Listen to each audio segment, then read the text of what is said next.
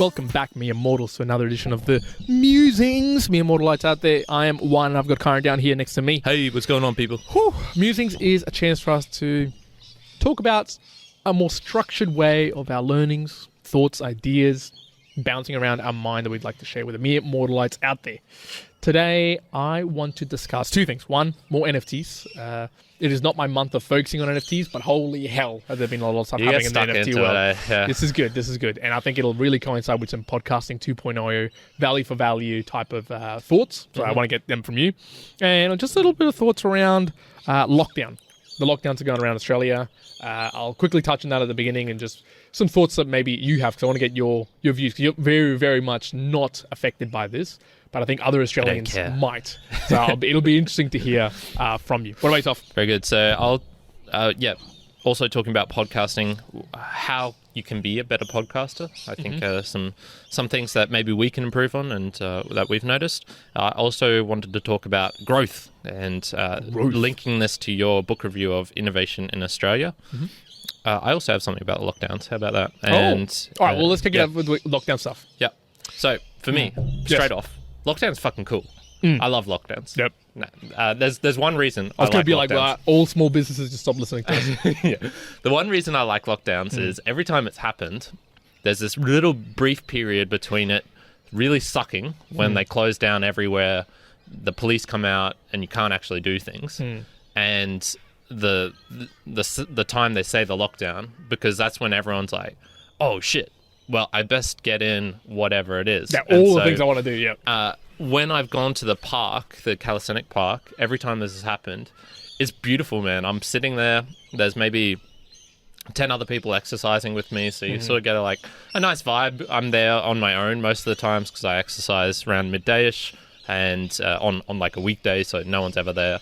And then it's just like it opens up, man. There's kids playing around. I saw this girl. Lots of things happening. She had the biggest slackline I've ever seen. It's got to have been at least 50 meters long. Tied it across this across the soccer field between a light pole and a tree. She walked the whole thing. She was crazy. While she was doing that, there's people playing with frisbees, dogs going over. It was just, this is what I imagine life. When people are talking about, oh man, life was better in the days before technology, and that's what people actually went outdoors, and you knew your neighbors and all those things. That's what it feels like. It's just it's a nice sunny day, tons of people out doing things. It's just it's beautiful, man. I really, really enjoy that. So that little period beforehand, that brief period before, and the police actually did come around to the park and were making sure people were having. If they were just sitting down doing stuff, they're like, what are you doing here? Even if they had a mask on, they're like, you shouldn't be outdoors, sort of thing. So that kind of sucked. But yeah, that little period, I like that. Yeah, okay. Nice. Yeah, I had that feeling as well. Just like, for me, I think I went to go work out, like a very heavy workout on the day that it was locking down, like a couple of hours beforehand, being like, all right, I'm going to have a bloody awesome workout. I did it. It was really, really good. But I think broadly, a couple of things for me was going into this lockdown, which is Brisbane's, I think it might have been third or fourth, right? That's come around where it is, whatever number we're up to. And it kind of, this time around, it was similar to the others, but it kind of made me lose a bit of motivation for a few things, like in the side of work or doing more, say, book reviews or reading or much. I felt really lazy. I thought, I don't want to do anything, to be honest. Because in my mind, I was like, it's only 1 week. I'll just get started the week after. Now, on that, is that because you've changed location? Because when I'm at my parents' house, which I am at the moment, because I'm choosing to spend my lockdown there, when I go there, it's more like a weekend for me. So I get in the habit of just doing stupid things. So I'll play around with the Reddit infinite feed. I hate infinite feeds, but sometimes I'll jump onto that or 9gag or whatever it is. So when I change location to there, I definitely lose that. All right, let's get stuff done. And, when we're at the apartment, it's podcasting time. I'm in the room. I'm in an uncomfortable chair. You're doing sitting stuff. Down, let's get this shit done. I think there is some parts of it being in a different environment. Because, if we were back there and it was, locked down, okay, probably still be able to do the same things. So, but I think just by the by, it made me think, okay, what's the reasons? Is it the actual lockdown?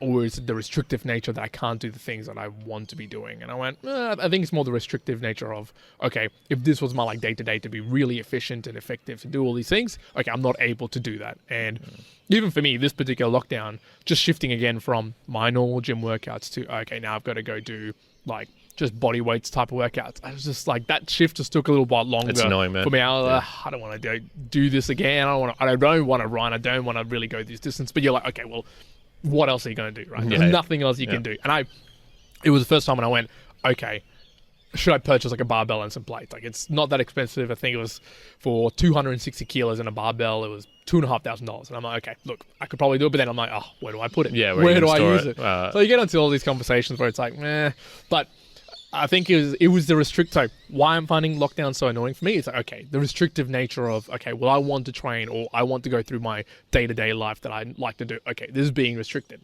Okay, so it's that freedom that's being taken away for whatever reason. Look, there's so much spectrum of what people believe that restrictions should be and shouldn't be. That's fine. But I had another question for you. So I don't know if you've been hearing what sort of restrictions in New South Wales they had. So just broadly, these guys I saw one video, they were playing basketball. Like, it was two people playing basketball. Police came around, find them. Can't do that. And even being just stringent on the 10 kilometers and then being like, oh, well, having to look at the radius and actually know the distance you traveled and all that. And obviously they've got the army out and about as well now, just trying to get people to abide by the rules of, yes, you can't go outside. There's only these things that sort of restrict you. But then they came out and say something else. They said, okay, look, we're kind of changing our tact here in saying, okay, now it's not going to be about the cases. It's going to be about the vaccination rates. So until we get to a certain percentage, we might just be on a lockdown until then. And I started thinking, okay, this is like, that's a pretty big ask. Not for the fact that it's like we have to get to a particular vaccination rate, because sure, I'll vouch for people should get vaccinated to help them not actually get sick and whatnot. But I could just imagine a lot of the population who might not do that. And then we have this real hard push from either government or the people who want to get out of restrictions, pushing people and be like, no, now you have to get the vaccine, goddammit, because I want to get out of this. Which is not a case, it's not a position that seems like it would work out well. Like, I just don't see that working out in like the most amicable way of people being like, oh, okay, yeah, okay, we'll go and get this. No, I can see it being like, no, we're going to go into like some sort of fighting between groups because they don't want to do this or because they're being asked to do this. Yeah. I'm not sure I have much to add on the politics of all this, to be honest. Here's another question. So let's say... I would not want to be the one trying to convince and whatever the spectrum of anti-vaxxer is, there's, complete COVID's a lie sort of thing. They're trying to put, magnetize you, and you heard those ones? So you get the vaccine and your arm becomes magnetic, and so you can put like a magnet on. Yeah, there's a bunch of videos. You can look that up. Okay. So there's the complete full end of the spectrum, just so far out of the normal. Then there's everything the government says, I love it, let's do it, I'll get vaccinated, 50 times, whatever. And then there's, the stuff, I'd probably put myself more in the middle of like the cautious, like, well, I don't want to be the first one vaccinated because they rushed it through and I don't know what the fuck's in this. Once you get some data and see, okay, not everyone's dying, the blood clotting or whatever it is, it's the same risk as, just getting the flu and dying or all that sort of bullshit. What it's sparking though, I wouldn't want to be convincing people to get it. That would be what it's sparking a hard now. push. So the global trend now that's happening is the passport, like basically getting a vaccination passport to show that yes, you've gotten the vaccinations, so you can go and do things. Yeah. But it seems to me like the trend is based on what's being sort of shared around. If you want to get to the US, you have to have the vaccines. They're even talking about at the moment. You want to go between states?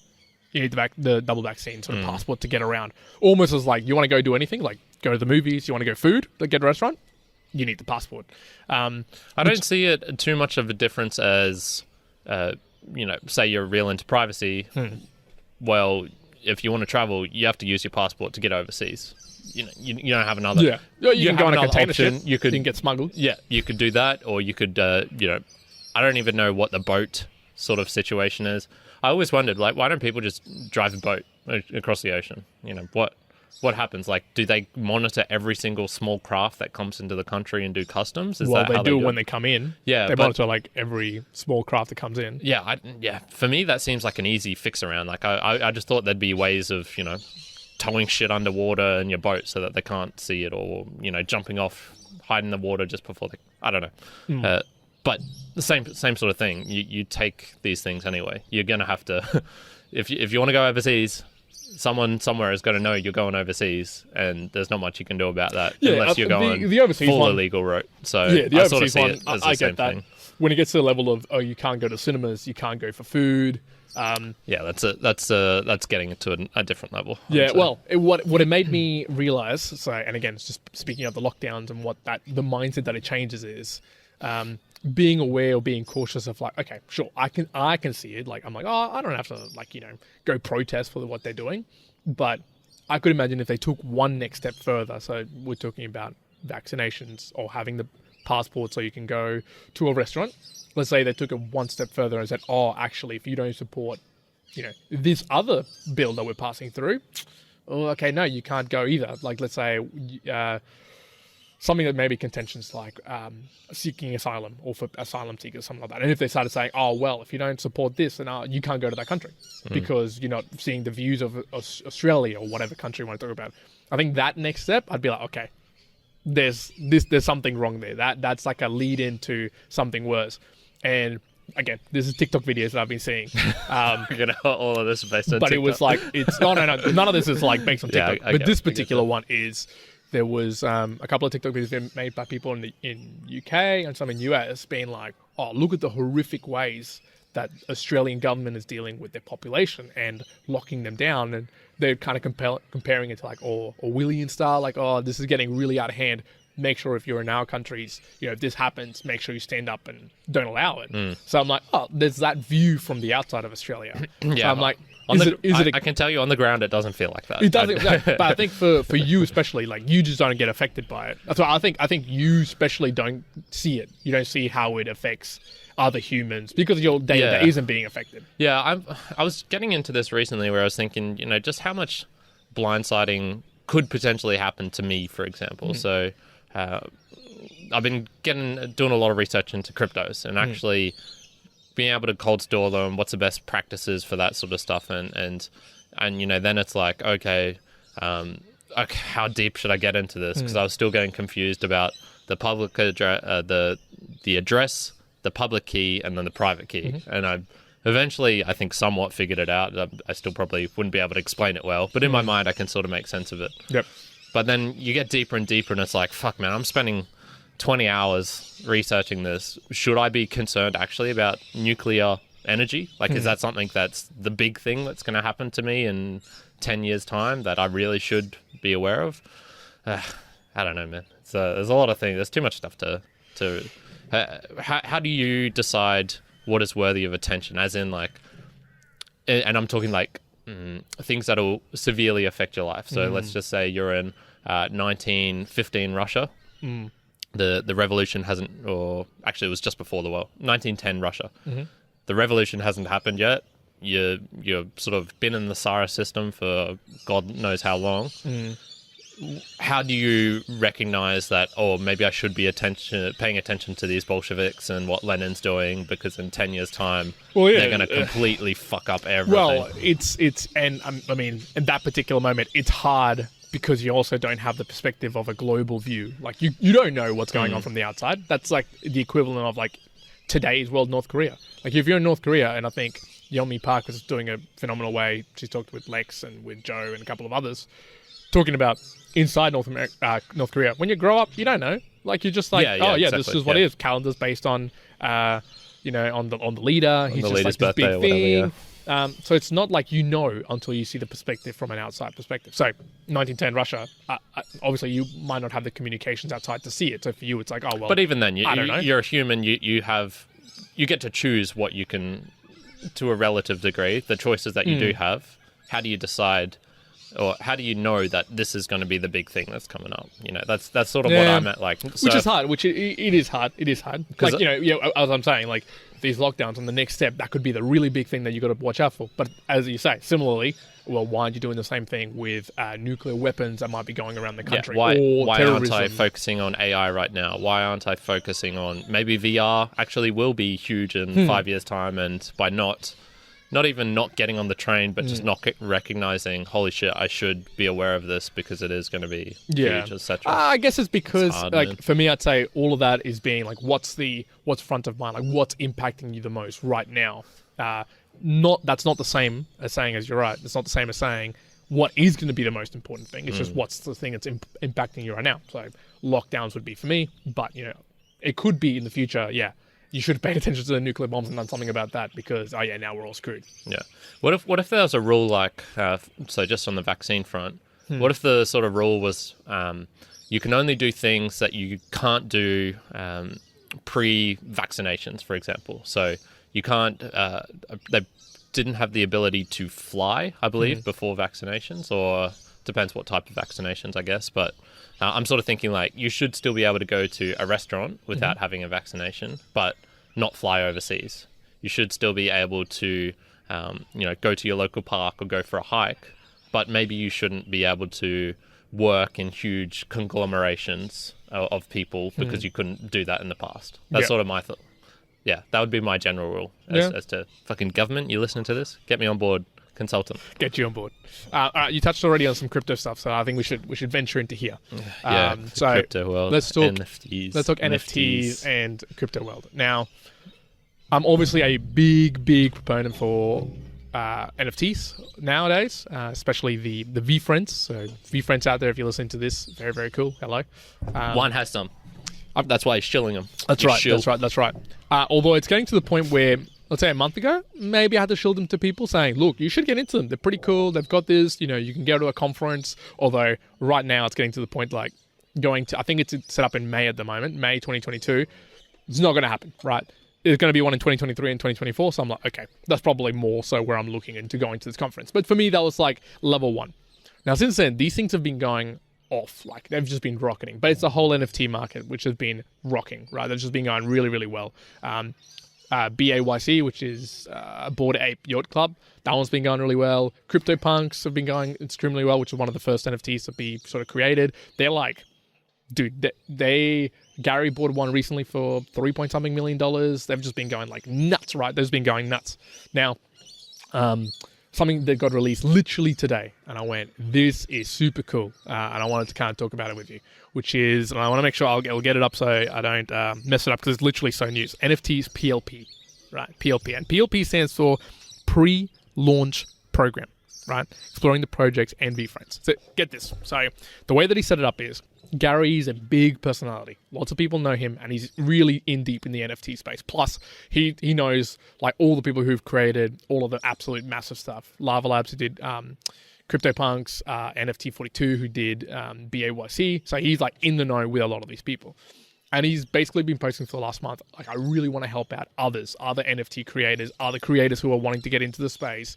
And he said, so he's been saying that for a little while, and today he released how he was going to do that. And basic premise of it is, it's called the PLP, which is you basically send through a form or some email information to Gary and his team and say, hey, I want to create my own project. Let's say it's going to be 1,000 of them or 2,000. Generally, the number is you create about 10,000 items to sell to people, and you can either make them just be like an image, say a poly, or it can be like something that actually has something poppy, and actually have something backing it up, like some sort of smart contract with it as well, that you get to do something.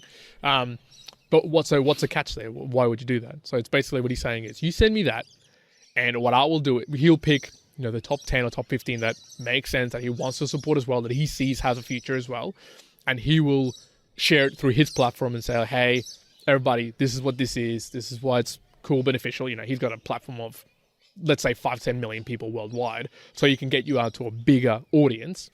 But at the same time, the kickback for people like himself and VeeFriend holders is, he said, so you do that, but out of however many that you create, 555, I believe it is, 555 of those items, you give for free to a randomized set of people who hold VeeFriends. So the add-on here is, cool, we'll help you out, other people who want to be creators, and you basically give away 1% of your creations to already holders of our VeeFriends, already NFTs, and we'll basically help, like using this massive network, basically bring you in and help support you as well. With the kickback being, if you own a VeeFriend, you basically get one of these new projects, which might end up being like humongous as well. So literally since that happened a couple of days ago, he's been like, look, it's coming, pretty much start buying up, to today when that went off, as well as the Ethereum London hard fork that happened a couple of days ago as well. It's just gone bananas. But it made me think, that is such a cool way to be able to say, like, okay, Gary's got a massive platform. He can help out other people for the cost of, 1% of your stock, and also give the kickback to the people as well that he's supporting. And I kind of went, okay, I like that idea. I like the idea of being able to give back to like a broader NFT community, and at the same time help out people who are already in his community and be like, look, you get this extra bonus as well. Yeah, I think that's the way to go, man. And it's very similar to the podcasting 2.0. That they're not trying to make a quick buck. Like you can tell by how much they're trying to just spread the money around, I guess, in a way, or spread the value around. So they've got the one where it's, every Satoshi that I send, or every 100 Satoshis I send, one goes to the podcast index, because that needs to just keep that, they've got servers and storage costs and stuff to keep every single podcast that basically is in creation. They're trying to get all of them. 1% goes to the podcasting app, which is doing it, or it depends. They can sort of dictate it a little bit, but it's still in that sort of 1 to 5% range. Yep. And then, but the bulk of it goes to the actual podcast creator, and then they can decide, hey, this dude's helping with our chapters, I'll send some Satoshis his way. This person produced it. He did the audio. He did the music. Send them that way. I'll send some Satoshis that way. I think it's cool. I think those things are really cool. Well, where he's just spreading out the love in a way. And broadly, what it made me think was seeing it there. Obviously, something that I'm much more closer to than say podcasting 2.0. But any of that thoughts are kind of what it's starting to make me think. It's okay. Remembering the, what do they call it? I guess the movement towards that decentralized way to help out individuals. So Uber with, obviously using other people to help out, do basically taxis and take them out by using other people in their cars. Airbnb.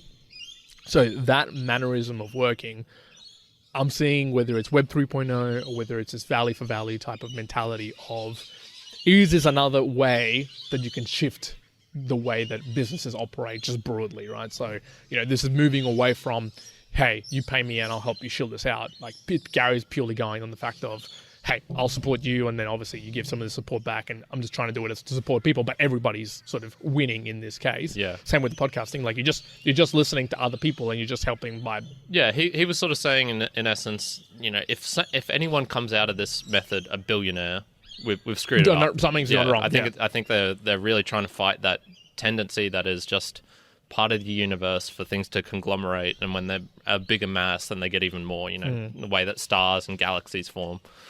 We're not all talking about that one little star out there who's, the little plucker star. He's on his own. He's trying to make the best of it. It's like, no, we're talking about the Milky Way galaxy and shit like that. So the same thing happens in human life. There's a couple of billionaires, and then there's billions of people in poverty. So yeah, that sort of stuff. Like ultimately, I think holistically, it's like, what's better? Like what is better? And it's kind of I like, want everyone to be monotone, grey. We each have the same amount of everything features. You get plastic surgery to look more like me to you. Yeah. Same skin colors. Yeah.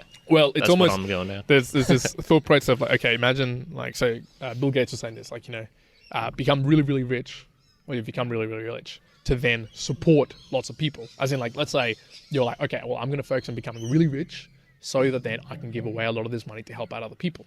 Which I get that. Like, obviously, if that happens in that process, cool, that's fantastic.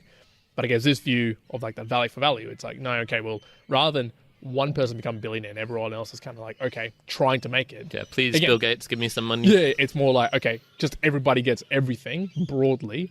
But again, you got to kind of toe the line with that, because then you have to be able to have a level of, okay, well, I'm putting this amount of effort. They deserve more. I deserving of whatever it may be. So... yeah, it's the paradox of life, man. I'm reading Catch-22. It's one of the best books ever. It's in my top 10. And, wow, okay. I've read this before. There's like a reread of it.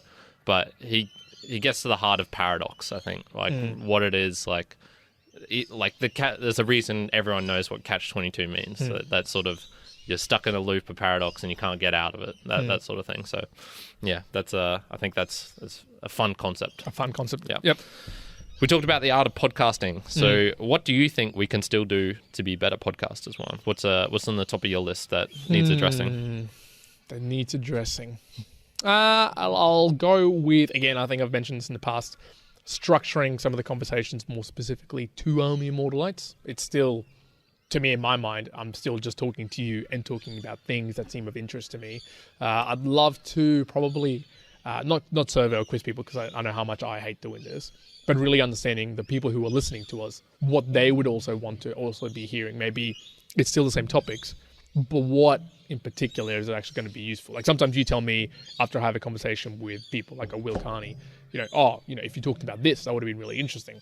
I'm always cautious or wanting to know, when we talk about NFTs, I'm talking PLP, are there lots of people who are listening to us going, why didn't you talk about this particular thing? Or I want to know this. So I think there's a lot for us to improve there in knowing actually what our audience wants or doesn't want. That's hard. That's really hard. A lot of our audience might be coming back and going, actually, we're following you mere mortals for this. I don't want to hear any more about podcasting 2.0. Why the hell are you talking about this? Like, I don't care. I'll skip it. I'm going to skip this.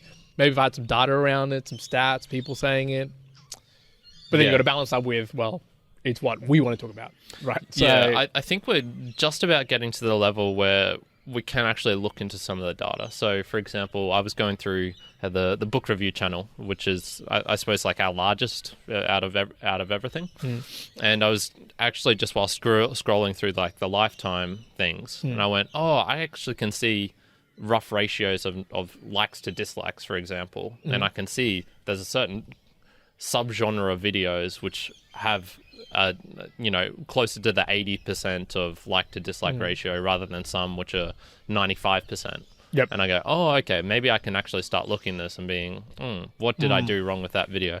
Problem in like the first year or 2 years, you don't have enough data. Yeah, you just have no data. So it's like, is that one like? Is those 10 likes really something worth it? Yeah, you don't know. Did that person just drop off then because of this thing, or because their frying pan started burning and exactly.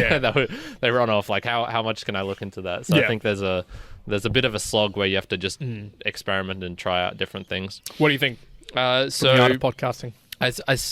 Still some small ums and ers, but looking back at our most recent ones, I think we're pretty well on top of the knows. We still do like every now and then, but for the most part, I think our sound is good. Sound quality is pretty.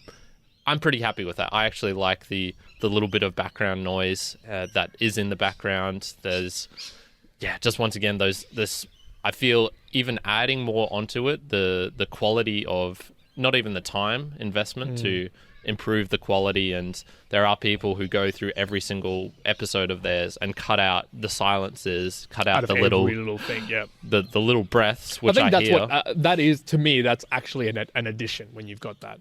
You like that? I like it when you've got the, like, when people pause, or when you're saying, like, say with the book, I think we've talked about this with the book reviews, where you've decided now you're going to cut like the little period between sections of it. I'll say this for the mere mortalites at home. Check out the two book reviews of Mortality by Christopher Hitchens and The Heart of Darkness by Joseph Conrad, because one of them I did straight pure again, and one I did cutting. So compare those two, both in this background here, so there's nothing visually really different between them, and audio-wise it should sound the same, because I did them right one after another. I'd love to know that, because I tried it out then, and I haven't fully edited it, but I'm still torn between the two, because I listened to one of the old Gulag ones, and I went, no, it wasn't the Gulag, it was one of my very first ones. It was Island, and I actually listened to it. I went, man, I actually kind of like that this is so long and that I don't get to the point super quickly, and that there are these silences and whatnot. Well, I think for me, it actually adds to listening to something, to have the pauses. Like, I'm talking about, they're not having those pauses, they're cutting those out. So this is where it's, every I agree. little breath it's in. Just purely like just the audio. Just goes on. Me personally, I think that sounds worse than what you're talking about, which when there is a bit of silence, when there is a little in-breath of they're trying to think of something and then it comes out. It's that sort of thing. So for us, I would say we're at the point where adding more actually detracts from the sound of it. Sure, yeah. For me, to give you a comparison though, what would be the optimal audio, I guess not voice, but audio coming through for people? What would you give as an example? Yeah, see, it depends for the show type as well. So there are ones where you would, if you're telling a story with mood and with backing of music and things like that, that's probably where you do want a real tight, crisp sound so you can really hear it coming out from the mouth. When you're doing more like us, where we're doing it outdoors, it'd be weird if I cut out all the outdoors noise. And you couldn't hear anything in the background. I feel it would, one, probably impossible to actually do, and then two, it would sound a little bit strange to me if there wasn't a bit of hiss or a dog barking or See, for me, I'm like, the optimal is like that Lex Friedman style, absolute studio, nothing else you can hear. It is just the voice. But see, that his wouldn't be that good if you compare him to people, because he's doing his in random locations and people's houses. There's Lex. Yeah.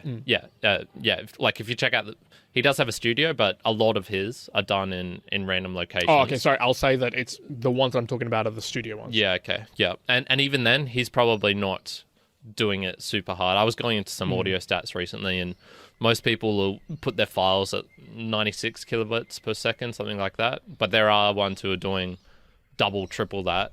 And they're the ones where have you ever been to someone's house where they have the full audio setup? Yeah. So you have to sit in a particular location in the room.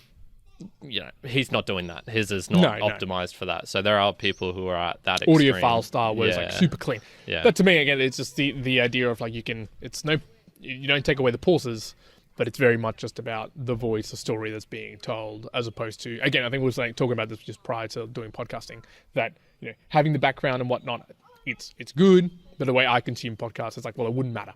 It wouldn't matter. So to me, listened to Property Couch episode just recently, and I think in the video you might have enjoyed it because one of them was out in the Kimberley somewhere, like with this beautiful background. All I could think about as I was sitting in the car listening to this, like I barely hear him because I can hear wind, I can hear trucks.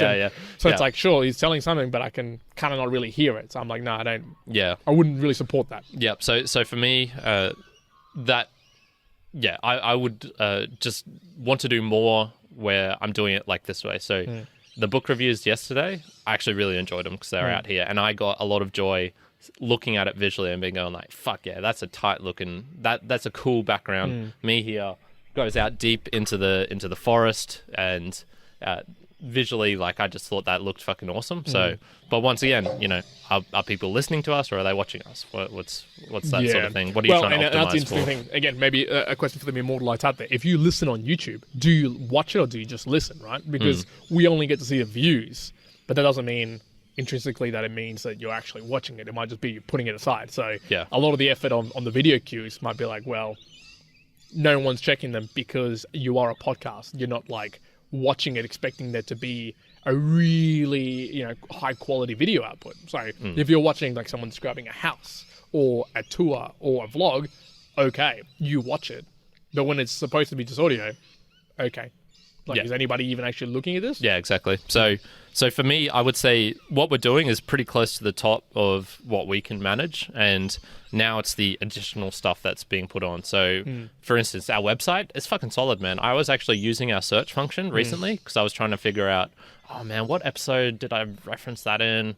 Just typed in just in our little search bar. So if you go to our website, you click on the podcast page, there's a search button. If you want to know about NFTs, write in NFT and it'll bring up all the episodes where I have written the word NFT in the description. That's fucking solid, man. That was really good. That was the first time I properly used our own search and was like, oh, well, this is useful. I actually used it the other day because one of the things I've been doing recently is putting into our website book reviews that I've done and like a little spiel, letting you, if you want to actually go and purchase off Amazon, using our link to obviously help us out. But normally what I would go to find the audio or what I talked about for a particular old book review like a year ago, is I would go into a Wooshka platform, go backwards, go and find which one it was, and actually use the search function as well, and being like, oh, is this one? Oh, cool, there it is. Like, cool, nice. I can just grab that. So it does help out, use the search function. Yeah, so, and this really explains why I've been getting into podcasting 2.0. The free speech stuff, as I mentioned recently, it's middle of the road for me. It's not a hill I'm going to die on and I'm not particularly interested in. Yep. the value for value, that interests me a lot because it's how I see myself wanting to be in the future, being able to live in this world. Money, I hate it. I hate the word monetization is now replaced pivot as my word of dislike. I fucking hate that word now. That, but I also recognize like I do need to make money at some point. So that's sort of the route that I intend on going down.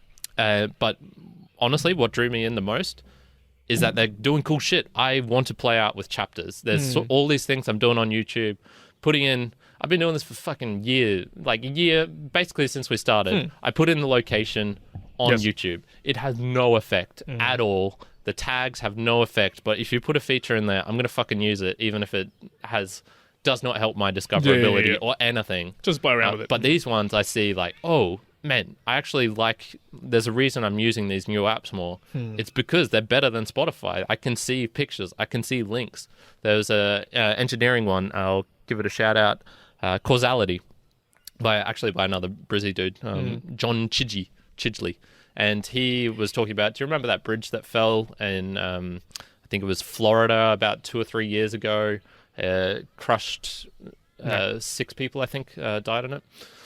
And anyway, he went through it's a sort of engineering podcast, so he's talking about the mechanics, the failure, all of these things. And each chapter, man, it shows, pictures of the bridge beforehand. He's talking about the cable stays or whatever, like the arches and shit like this, getting deep into it, shows a picture of it, shows a picture of the cracking that was on the bridge. Yeah, that's pretty cool. And I'm like, oh, man, yes, this is what I want. And that's what I want to do for, like, I got to the point for us where I was like, I can't do anything. I can't make this podcast any better than it is. And then I found podcasting 2.0 and I was like, yes, I finally can make it better. I mean, like looking at it from the opposite side, like playing devil's advocate, I'm like, ugh, but isn't that just YouTube? Isn't that just YouTube? Like, isn't just like we were talking about the videos, the pictures? Well, that's just YouTube. Yeah, but that's, rather than being a podcast. How hard is that to make, man? Like that, making those YouTube videos takes so much fucking time. That's intense. And maybe I wonder how long it does take to do the podcasting, to put the pictures into those locations. Maybe it might be easier. That might be a clean way. But again, I'm not. You're thinking the creator. Again, I'm talking about the user. The user. Again, if you're thinking about it that way currently, and I'm probably within the next, let's say, 3 years as a user, if you wanted to see those pictures, I'm assuming you would go to YouTube to watch that, to see that sort of scenario where you see the pictures and then it goes to something else, as opposed to watching it on a podcast platform. But could it change? Maybe. But I think the tipping point would be, as I'm saying, would you do that in your car, for example, while you're driving? Would you do that? But then it wouldn't matter anyways. I mean, that wouldn't even work in your car. Like if you're playing through those podcast platforms, no, it does. It shows the images. Yeah, it does. So it shows the image on the car, on your car screen. Yeah. Wow. Yeah, okay. Yeah. So what? So would it show like a little logo, let's say? Yeah. So instead of your cover art, that changes. It'll change to the picture. So when it gets to this chapter, it'll change to this picture. When it gets to this chapter, do they have a video of that? Of showing how it works on cars? Fuck, why are you asking me about video? We're talking about audio. We'll try it out in your car maybe. After this, because there's a couple out there which they should. Look, my car, on Kyrin's car, he's definitely trying this. The way the cars do it is with a static image. They don't actually. So, say with the podcast, the Spotify one, it doesn't run the same application. It's a different application. Yeah. So it does dual differences. We'll have to test it out. I'm going off. I'm calling bullshit here. I'm calling bullshit here because that is a very different thing. You'd have to actually change the software for the car as well for that. I don't know, man. This is what Adam Curry's saying. It'd be cool though. It'd be really cool. We'll try it out after That'd this. be dangerous. I'm just thinking driving cars and the image. Although you could just look down and be like, oh, okay, cool. That makes sense. Yeah, but just think of all the times where you don't want to be streaming video all the time. Well, this is sort of doing that, but without the intense requirement of that video. Well, I'm just thinking, will this become superfluous in 10 years when streaming videos is the same as now as streaming audio? Maybe. And that's what I'm thinking. It's like, is that audio platform going to be the next thing, or is it's a stepping stone to the fact of streaming video to something beyond that comes along, and it's like, oh well, this blows that away. So I think that's a devil's advocate view of it, but my opposite side of it is that value for value model of it. That's not what YouTube has. So the fact that you can actually be supporting everybody at the same time, I think that's the extra level. Was like, oh, okay, well, yes, I want to do that because it's helping you out and it's helping me out kind of deal. Yeah, for sure. Well, let's get into this one real quick. So, innovation in Australia. You mentioned in the book how he was talking about if we want to get 50 million plus people in Australia, we'd need to improve the water systems and things like that. Why would we want that? Why would that be a good thing? Which bit? Improving the water or having 50 million people? Having 50 million people in Australia. It's I'm a not good question. I'm not a population, enjoying the decline that some people seem to get of, yes, finally we're a cancer on the earth sort of thing. Yep. I'm also not, woo, let's go population, and I'm not even in the middle. It's just like it ebbs and flows, evolution, scarcity, and abundance. When creatures have abundance, man, they breed like crazy, and then they all die 5 years later when there is scarcity of that same thing. But there is this thing like, why do people want growth? Why does negative population growth, for example, terrify people? I don't really get it. I don't know. Sorry, I shouldn't assume. What was that feeling in the book? Why was he talking about 50 million people in Australia? Well, I think he was going down the path of, and if I can recall it correctly, he was saying based on the population growth as we're going, just general, we'll hit that in like 100 years. We'll just hit that naturally. That's not even. It may be slowed down because of the fact that there's no external people coming in now to Australia. But as a by the by, we continue growing at the same rate. We're going to get that at some point. Yeah. So the conversation is, well, if you don't want to, sure. Okay. The whole point of like, okay, well, we don't want it to be more growth. We want it to be negative growth or stable. Okay, that's a separate conversation entirely. I think there was just one point of saying is like, it's going to get there. Like that's not whether if we continue doing the same thing, it's just going to get there regardless. And when we get there, it's going to be a thing that we think, oh, okay, well now we have to sort out the water. Well, you're shit out of luck because you're 30 years too late thinking through it. And the comparison he was providing is like the Tel Aviv style where they had a similar issue. They had growing population and people wanted to go there for entrepreneurship and other small businesses, and they just sorted out their water problem so that they could suffice for that.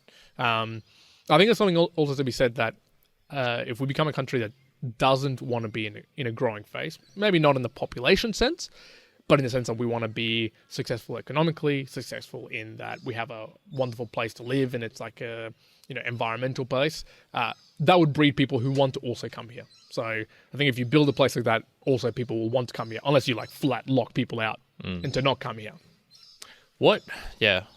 So do I agree with the growth for growth thing? No. I'm like, well, if it happens or not, I'm like, it doesn't matter. The point was a lot of those things where if Australia gets to that, which it will if it continues in its trajectory that it was going a couple of years ago, who knows what's going to happen with COVID now, but there's going to come a point where water's going to be an issue, and we didn't think about it now.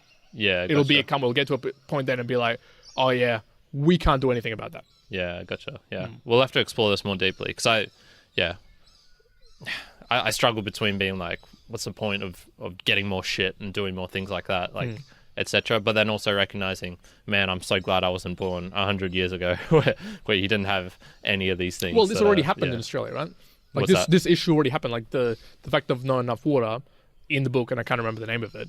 Already we had, I think, the Snowy Mountain water project. Like they already had to do a water project so we could have enough water for people in Australia. Like that already happened. The suggestion is that's going to happen again at some point, whether it's a larger population or a more spread out population, then you're shit out of luck. And so I think we're going to think about this like broadly, right? As Australians, we're thinking there's a lot of the population lives in the really concentrated areas: Melbourne, Sydney, Brisbane, Perth, right, in the main capital cities. There might come a point in time where there might be such a segregation in income or a segregation in what people are worth that you cannot live within 100 kilometers of the city centre, right? Like just say you're really far out west or east if you're in Perth or whatnot. Then you're going to have some serious issues water-wise. And if we continue either the growth of the population or the movement of the population, then some people are going to be like, well, I'm either going to be priced out of living anywhere or I'm going to be in a place where it's going to suck from a water perspective. And like there's already a lot of people like that, right? Like a lot of people who I know from living like 300 kilometers inland, right? There's issues with water already there, like there probably used to be a long, long time ago. I think it's the multiplication of, okay, well, what if you have 10 times more people out there? It's just going to be really sucky for 10 times more of the population. Yeah. Is it going to be an issue for us too? No, we'll probably never have that issue. Is it going to be an issue for Australians? Yeah, it'll be an issue for people. Yeah, okay. All right. That's it. That's it for me. Good. Okay. We'll probably leave it at that for the musings for today, folks. There's been a lot of things we brought up, me and Mortalite, so we wanted your thoughts on. Fun with the chapters. I'd be keen to hear from you. So we asked a couple of questions. Kyrin will put some chapters there, so maybe take a look, answer, whether it's through... Well, it's going to be easiest if you send through a comment on YouTube at the moment. If you're listening, though, to us in a Valley for Valley Podcasting 2.0 way and you want to send us a boost with a comment, even better. Like, if you can get that would be awesome. Man, that would be amazing. And we'll definitely give you a shout out. If you do that, we are giving you a shout out, no matter what level of boost it is. For it sure. doesn't matter. The minimum is 1,001 1,000 satoshis. Yeah. So that's what, 40 cents. 40 cents. Yeah. So look, folks, we'll leave it that for tonight. For now, there's been the Mere Mortals musings. One out. Kyrin out. Wow.